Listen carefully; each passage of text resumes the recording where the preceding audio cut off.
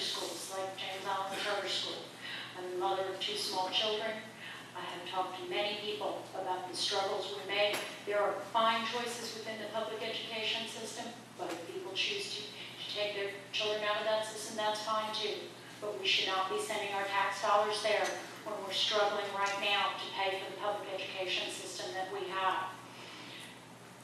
We are also a donor county. Our Charleston County dollars go to counties all over the state that are deemed more needy than us. The funding formula desperately needs to be changed. That is one of my #1 priorities going forward into this next legislative session.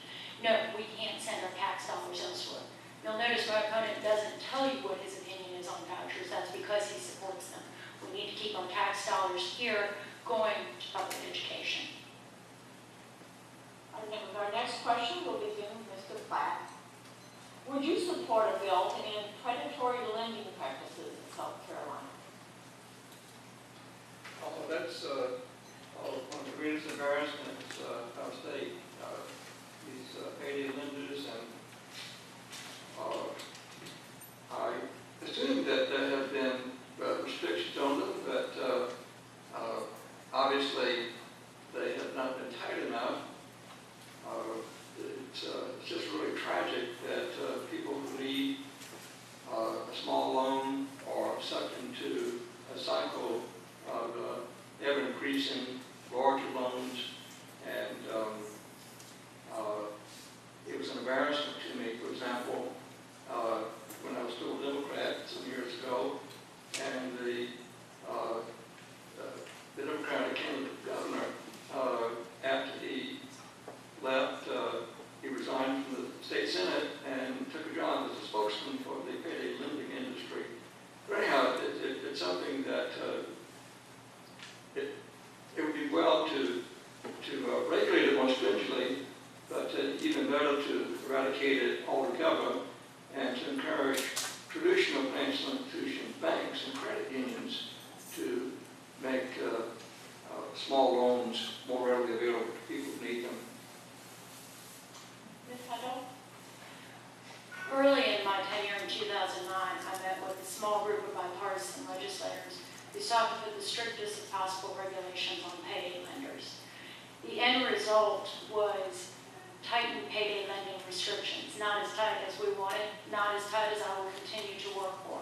But the fact of the matter is, our poorest citizens, those that can least afford. Sorry about that. I really thought I had silenced that hours ago. That our citizens, our poorest citizens, our neediest citizens, the ones who are most vulnerable are the ones that these organizations and these companies prey on. One is based here, most of them are based elsewhere. The money goes out of the state.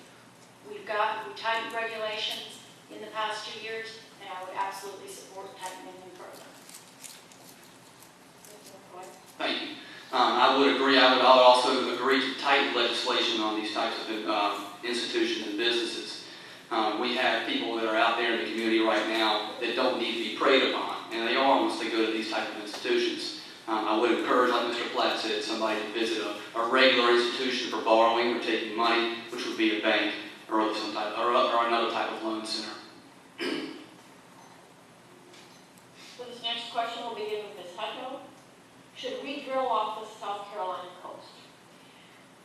We cannot drill off the South Carolina coast at this point. First of all, for a Louisiana-type catastrophe to happen in South Carolina, it would devastate our economy.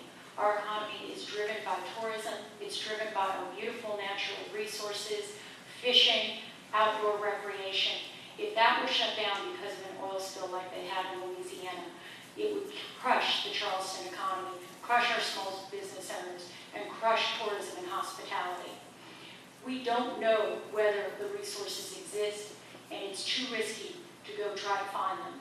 We have many other options to explore an alternative energy, such as wind. We've got a wind turbine facility coming to the low country through Clemson University.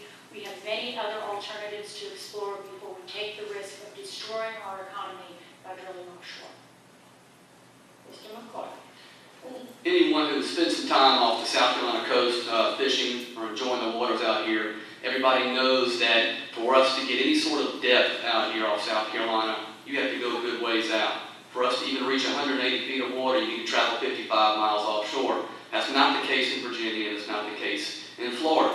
The research and the information is just not there for us to go out there to try to drill for oil or to try to drill for any sort of natural gas right now. I think it would be until we know a firmer answer about what's out there, which we don't know what's out there, is at that point when we make that decision. But basically right now, also 0 to 3 miles off of a coast is represented, it's called state waters. 3 miles to 200 miles is federal waters, and anything beyond that is international waters. So basically we're controlling in our state government what goes out into a 3-mile radius also outside of our coast. The information is not there, and I don't think we should drill unless we have the information. Mr. Platt. I would urge people to visit my website, www.plant.com. And even if they didn't like my political positions, they might like the 6 poems that are posted on the website. To access the poems on the homepage, click the word poetry. And I mention this because one of the poems posted there is the beloved poem, Folly Beach Hot Dogs. Folly Beach being a place I've loved for all my life. And the image of the sands of Folly Beach desecrated by an oily slime is just nightmarish. So no, we cannot even consider drilling. If we could have considered it before the disaster in the Gulf, we certainly cannot consider it now.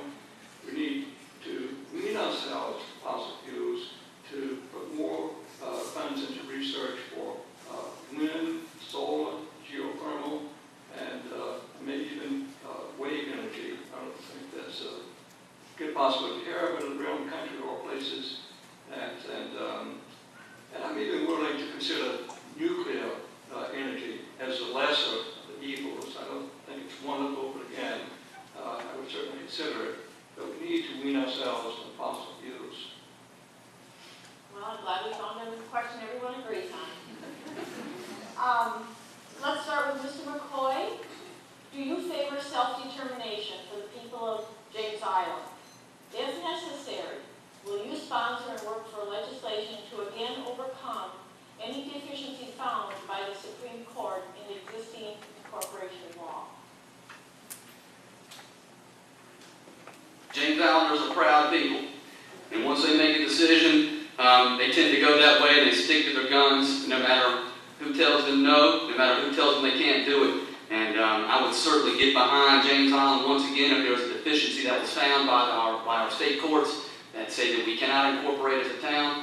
And I would certainly get behind everybody again and to make sure we can dot all of our